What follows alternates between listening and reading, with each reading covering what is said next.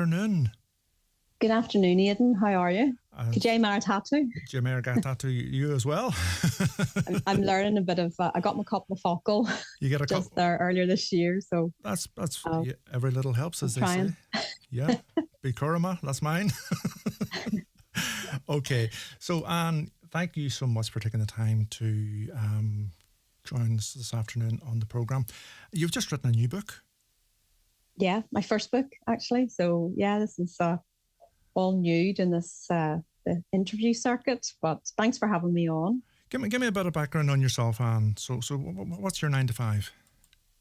Well, my 9 to 5 is working in communications. I work for the charity Sustrans, which you may be familiar with. We do some work in the NorthWest to promote walking and cycling. But my background, I was a journalist for a number of years, both the Irish News, the Belfast Telegraph, print journalism. And then I moved into more charity communications. But I've always had a love of creative writing, and I just wanted to write a novel. And this story really appealed to me, and that's why I'm here. and how long is this project? When was the first page? How long have you been doing this? How long has it come together? Quite a number of years. I'll not. You and me both probably had less grey hair, Aidan, when I started. Probably I had the idea 10 years ago, and because I work full time, I was doing it in my spare time and on weekends, and as I say, my sort of experiences in writing news, it's very different writing creatively, but I really enjoyed it, and the story is of particular interest to folks listening in Donegal, because the story is set in Glenveigh. Yes, it's a great Donegal connection. The book is called The Wilderness Way, and it's your first novel. And the story it's based on true facts, but it's a fictitious account of what's going on. So it's a true story of the notorious Glenveigh evictions, when landlord John Adair put more than 200 people out of their homes in April 1861. The same month, an historic battle erupted beyond the Irish shores, and the American Civil War got underway. Overlapping of these two events sparked yourself to pen the story. So tell us more. Yeah, well, I studied history at university, and my special subject was the American Civil War. So I'd visited Glenveigh National Park and was quite moved by the plight of it was only in my 30s that I learned about the Derryveigh evictions, and I was both horrified and intrigued to know why this landlord who built the castle, the original landlord of Glenveigh, why he would have evicted all these people, and most of the people he evicted happened to be children, about 159 of the 240. And then when I explored it further, I discovered that John Adair had married an American Civil War widow by the name of Cornelia Wadsworth, and she was the daughter of a famous war general who was killed at the Battle of the Wilderness. So that's where the title comes from, The Wilderness Way. And I thought it was intriguing because the evictions happened the same month, in fact, that the Civil War erupted. I thought bringing together those two storylines would make an interesting historical fiction. And I also wanted to, I suppose, go some way to understand what motivated John Adair. So the story is told from the perspective of both a fictionalized tenant called Declan Conaghan, and Adair himself. So the storyline has two perspectives throughout, and I hope I've done them some justice, and tried to explore how historical characters can often be painted black and white, just to understand a bit more about the myth around Adair. Clearly, he did some dastardly deeds, but I also was interested to know why a woman like Cornelia would want to marry someone like Adair. So that's explored in the novel as well. But overall, the story is about both emigration, Irish emigration, which, as we know, has happened in waves to America, and also the impact of the Civil War, the Irish contribution to the Civil War on both sides, both the Union Army and Confederacy. And I hope, I wouldn't say I hope it's an interesting and enjoyable story as well. Yeah, it's a great link. I mean, I never knew that the American Civil War was going on at the same time as the famine was going on here in Ireland. So, Well, it was 10 years after. In fact, yeah, it's the Civil War erupted in 1861, so it's the same time as the evictions, but it was 10 years after. I suppose the Irish famine continued right through to about yeah, 1852. So it's a few years after, but the famine does feature in it. It's the backdrop to the story because yes, the tenant character in it lost his father as a result of the famine. And the reason they go out to America in the story is because an uncle had emigrated as a result of the famine and is now part of the Union Army. So that's where I've sort of weaved the backdrop of the famine together with the Derry Bay evictions and the American Civil War.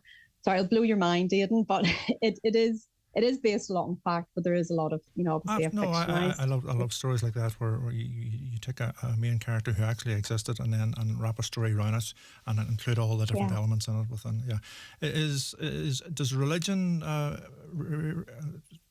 in Oh, this yes, of book? course. Just have to throw a bit of that in. No, well, I mean, of course, religion was central to people's lives and still is for a lot of people today. But there is, the tenants were, from the Catholic tradition, but the landlord was from the Church of Ireland. So there are two other characters in it. There's both a priest and the minister, and I have based the minister on the real life minister, Reverend Maturin, who had the parish in Churchill.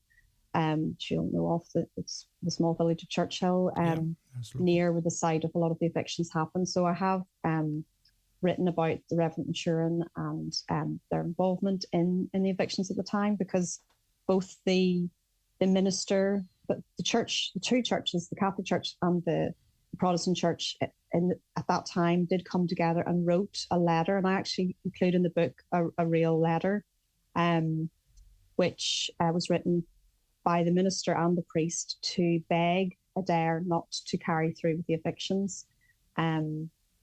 So I've tried as much as possible to be as accurate to the history where I can.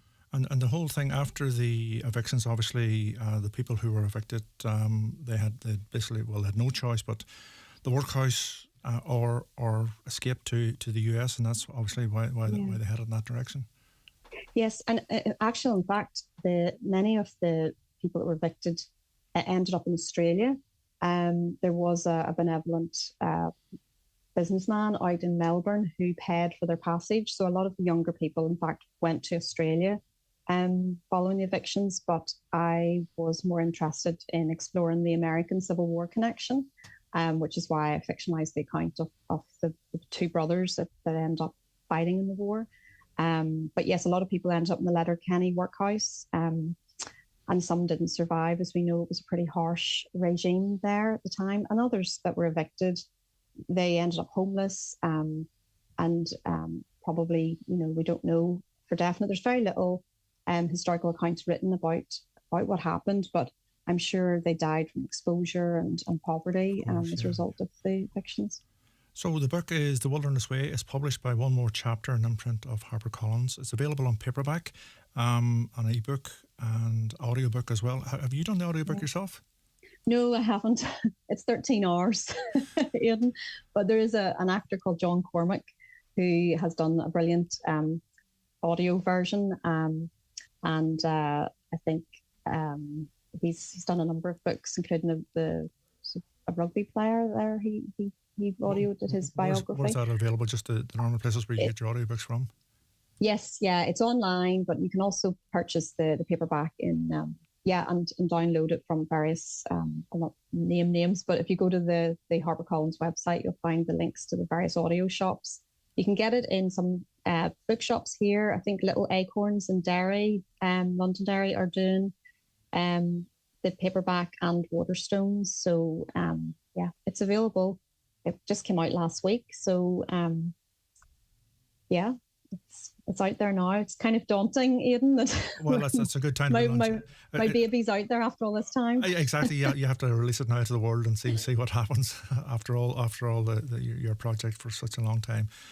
Yeah. It's been great speaking to you on the program this afternoon. And the book's called The Wilderness Way. As I say, it's by HarperCollins. It tells the story of, it's through the eyes of the landlord and one of the evicted tenants, a fictionalised character called Declan Conaghan.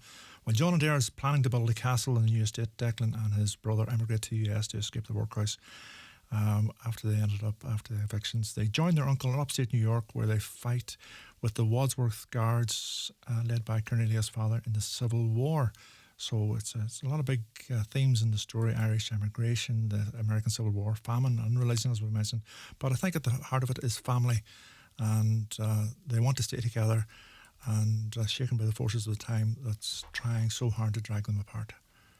Would that be a fair sum up of it? Yeah. That sums it well. Anyone who's interested in Irish historical fiction, I think will enjoy it. So hopefully you will, Aidan, if you Absolutely. I'm looking for that. I'm not a good reader, but certainly in the car, long journeys. I like the audiobooks are popular. Yeah, definitely.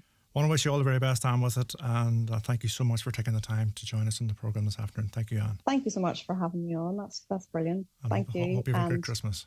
Happy Christmas to yourselves and all the team. Thank you. Gar miagad. Slán.